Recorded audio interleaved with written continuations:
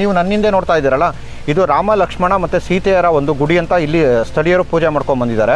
ಭಾರತ ಸರ್ಕಾರ ಆಗಲಿ, ನೇಪಾಳ ಸರ್ಕಾರ ಆಗಲಿ ಈ ಗತವೈಭವ, ಕಲೆ, ಸಾಹಿತ್ಯ, ಸಂಪತ್ತು ಮತ್ತು ಸಂಸ್ಕೃತಿಯನ್ನು ಕಾಪಾಡೋ ನಿಟ್ಟಿನಲ್ಲಿ ಯಾವುದೇ ಕೆಲಸ ಮಾಡಿಲ್ಲ. ಕಲ್ಯಾಣದ ಚಾಲುಕ್ಯರ ಸೇನಾಧಿಪತಿಯಾಗಿ ನಾಣ್ಯದೇವ ಬಂದಿದ್ದು ಇಲ್ಲಿಗೆ. ನಾಣ್ಯದೇವ ಈ ಸ್ಥಳವನ್ನು 1097ರಲ್ಲಿ ಸ್ಥಾಪನೆ ಮಾಡಿದರು. ಅದಾದ ನಂತರ ಅವರು ಮತ್ತು ಅವರ ವಂಶಸ್ಥರು ಈ ಸ್ಥಳವನ್ನು ಸುಮಾರು 228 ವರ್ಷಕ್ಕೂ ಹೆಚ್ಚು ಕಾಲ ಆಳಿದರು.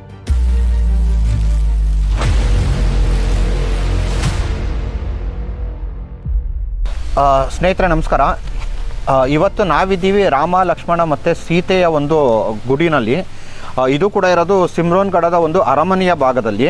ಇನ್ನು ಇದರ ಒಂದು ವಿಶೇಷತೆ ಏನಂದರೆ, ಕರ್ನಾಟಕದ ಇತಿಹಾಸವು ಒಂದು ಇತಿಹಾಸದ ಕಾಲಗರ್ಭದಲ್ಲಿ ಯಾವ ರೀತಿ ಹುದುಗಿ ಹೋಗಿದೆ ಅನ್ನೋದಕ್ಕೆ ಇದೊಂದು ಕೂಡ ನೈಜವಾದ ಉದಾಹರಣೆ. ಯಾಕೆಂದರೆ ನೀವು ನನ್ನಿಂದೆ ನೋಡ್ತಾ ಇದ್ದೀರಲ್ಲ, ಇದು ರಾಮ ಲಕ್ಷ್ಮಣ ಮತ್ತು ಸೀತೆಯರ ಒಂದು ಗುಡಿ ಅಂತ ಇಲ್ಲಿ ಸ್ಥಳೀಯರು ಪೂಜೆ ಮಾಡ್ಕೊಂಡು ಬಂದಿದ್ದಾರೆ. ಇನ್ನು ಇದ್ರದ್ದೇನಾದರೂ ಒಂದು ಇತಿಹಾಸ ನೋಡೋದಾದರೆ, ಸುಮಾರು 1932-35 ಇಸ್ವಿಯ ಸುಮಾರಿಗೆ ಬಹದ್ದೂರ್ ಜಂಗ್ ಅನ್ನುವ ಒಬ್ಬ ರಾಜ ಇಲ್ಲಿ ಯಾರು ಆಡಳಿತ ಮಾಡ್ತಿದ್ನೋ ಅವನು ಇವತ್ತಿನ ಈ ಗುಡಿ ಕಟ್ಟಿದ್ದಾನೆ.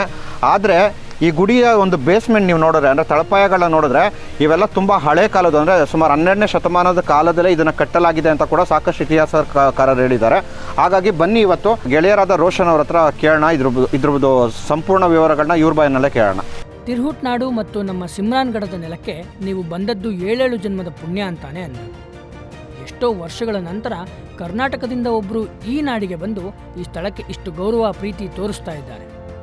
ನಿಮಗೆ ನನ್ನ ತುಂಬು ಹೃದಯದ ಧನ್ಯವಾದಗಳು. ಮತ್ತು ನೀವು ಈ ನಾಡಿನ ಬಗ್ಗೆ ತಿಳಿದುಕೊಳ್ಳಬೇಕು ಅನ್ನೋ ಒಂದೇ ಉದ್ದೇಶದಿಂದ ಇಲ್ಲಿಗೆ ಬಂದಿದ್ದೀರಾ ಅನ್ನೋದನ್ನು ತಿಳಿದ ಮೇಲಂತೂ ತುಂಬ ಖುಷಿಯಾಯಿತು.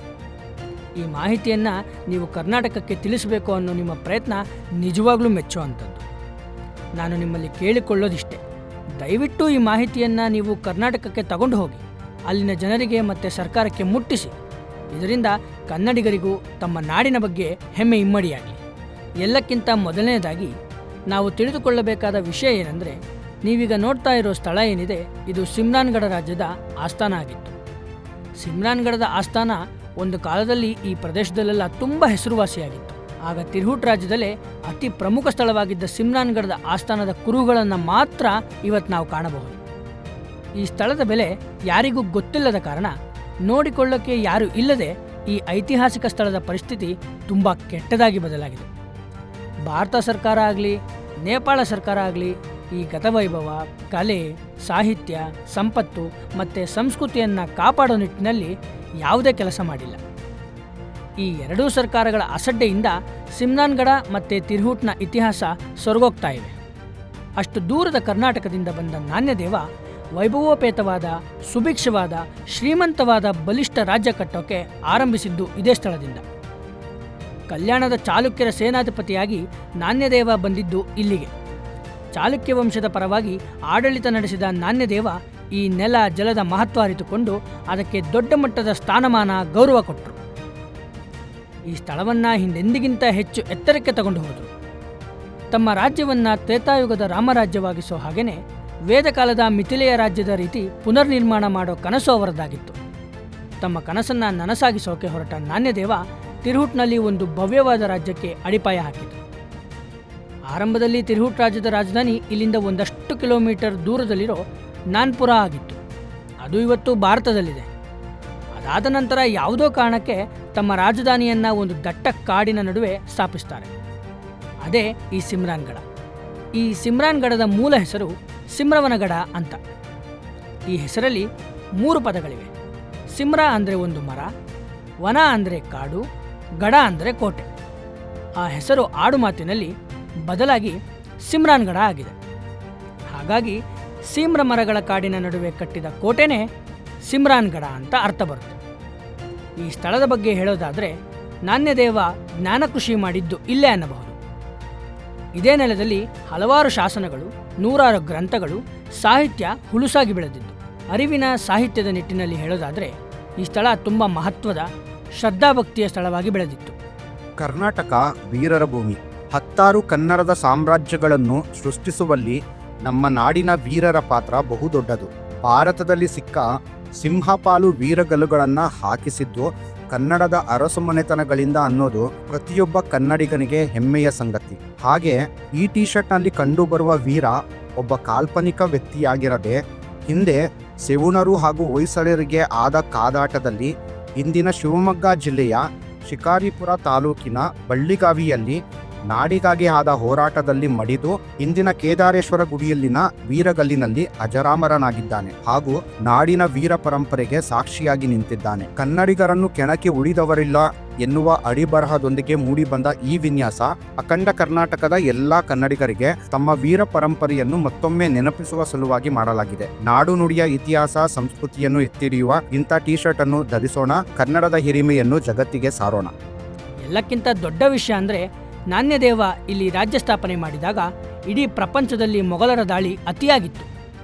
ಇಡೀ ಜಗತ್ತೇ ಮೊಘಲರ ಭಯದಲ್ಲಿದ್ದಾಗ ಪಂಡಿತರು, ವಿದ್ವಾಂಸರು ತಮ್ಮ ಜ್ಞಾನ ಪ್ರತಿಷ್ಠೆ ಉಳಿಸಿಕೊಳ್ಳೋದಕ್ಕೆ ಸಿಮ್ರಾನ್ಗಢದಲ್ಲಿ ಆಶ್ರಯ ಪಡೆದುಕೊಳ್ತಾ ಇದ್ರು. ವಿದ್ವಾಂಸರು ತಮ್ಮ ಸಂಸ್ಕೃತಿ ಮತ್ತು ಧರ್ಮವನ್ನು ಕಾಪಾಡೋ ಸಲುವಾಗಿ ಪ್ರಾಣವನ್ನೇ ಒತ್ತೆ ಇಟ್ಟಿದ್ರು.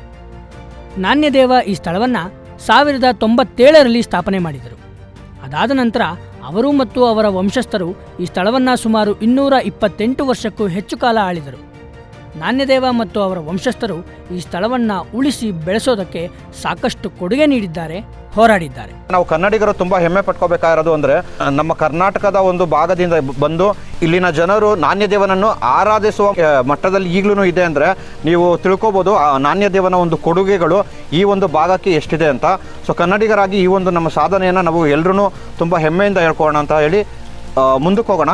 ಇಲ್ಲಿ ಮತ್ತೆ ನೀವು ನೋಡ್ಬೋದು, ಇದು ಹಿಂದಿನ ಒಂದು ಅರಮನೆಯ ಭಾಗ ಅಥವಾ ಒಂದು ನಮ್ಮ ಒಂದು ರಾಜಧಾನಿಯ ಒಂದು ಕೋರ್ ಏರಿಯಾ ಆಗಿತ್ತು ಅನ್ನೋದಕ್ಕೆ ಮತ್ತೊಂದು ನಿದರ್ಶನ ನಮ್ಮ ಹಿಂದೆನೇ ಇದೆ. ನನ್ನ ಹಿಂದೆ ನೋಡ್ಬೋದು, ಇದು ಕಾವಲುಗಾರರು ಇದ್ದಂಥ ಒಂದು ಮನೆ ಇದು. ಅಂದರೆ ಈ ಅರಮನೆಯ ಒಂದು ಭಾಗಕ್ಕೆ ಯಾರು ಬರೋದಿದ್ರೆ ಅವ್ರನ್ನ ಪರಿಶೀಲನೆ ಮಾಡಿ ಅವ್ರನ್ನ ಮುಂದಕ್ಕೆ ಕಳಿಸ್ಬೇಕಾಗಿತ್ತಲ್ಲ, ಅಂಥದ್ದೇ ಒಂದು ಕಟ್ಟಡ ನನ್ನ ಹಿಂದೆ ಕಾಣಿಸ್ತಾ ಇದೆ.